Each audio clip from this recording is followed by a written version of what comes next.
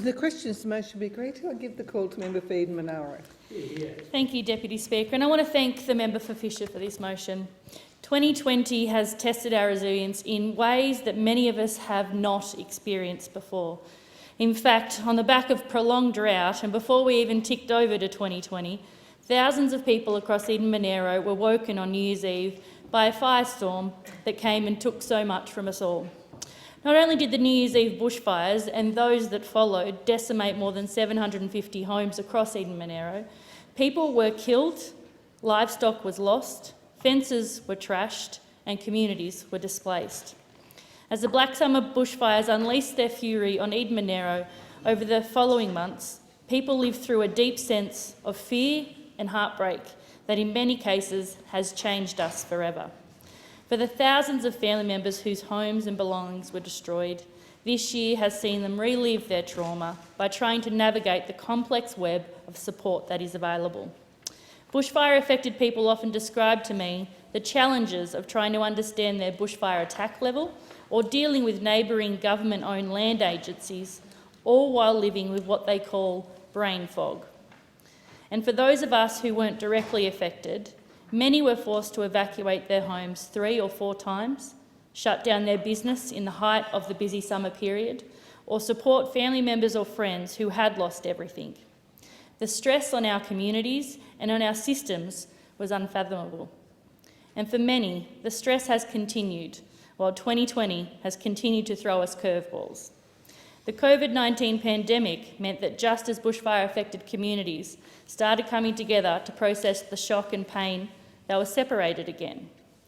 The pandemic pressed a pause on the cups of tea or on a friendly schooner in the pub with those closest to us.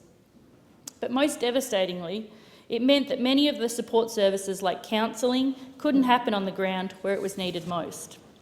It's only been the last few months where people have been able to gather, socially distanced, to support one another, and the toll that delay has taken on people's mental health cannot be understated. We know that our services across Eden-Monaro are stretched to their limits, and in many cases were stretched well before the incidents of 2020. Headspace has been overwhelmed, domestic violence and housing support services can't keep up. More funding for these services, especially after cumulative natural disasters, is an absolute must. I was pleased to see the government announce a plan to provide an additional 10 Medicare rebate sessions for people with a mental health plan in this year's budget. It means Australians will get access to 20 subsidised psychological therapy sessions each year, a doubling of the current arrangements. And this is sensible and I entirely support it. However, those of us living in regional communities know that getting access to psychological services, counselling services or psychiatrist services are near impossible. We need more of these professionals in our regional communities and more trained professionals to reduce waiting lists. It's been disappointing that federal money has slowly trickled out to bushfire-affected communities when it should have flowed more quickly. Only 39% of more than $53 million announced to support the mental health of Australians affected by bushfires has been spent, according to the National Bushfire Recovery Agency. Only 39%. Another bucket of money includes $13.5 million to boost emotional and mental wellbeing support for people affected by bushfires. Again, according to the National Bushfire Recovery Agency, only 38% has been spent. And I appreciate that recovery takes time, but nearly a year on, less than half of that money has been spent. And it's something that I hear all the time from our communities, whether I'm in Batlow or Cobargo. People constantly tell me that more mental health support is needed. Teachers constantly tell me that mental health support is needed in their schools.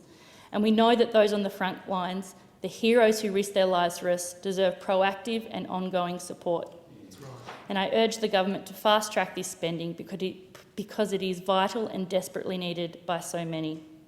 While many of us joked about turning our clocks forward to 2021 when daylight savings came into effect recently, perhaps there are some positives we can gain from this year. For a long time, we've been urged to put our mental health first. About 45% of Australians will experience mental health. About 54% of people with mental health illnesses do not access treatment.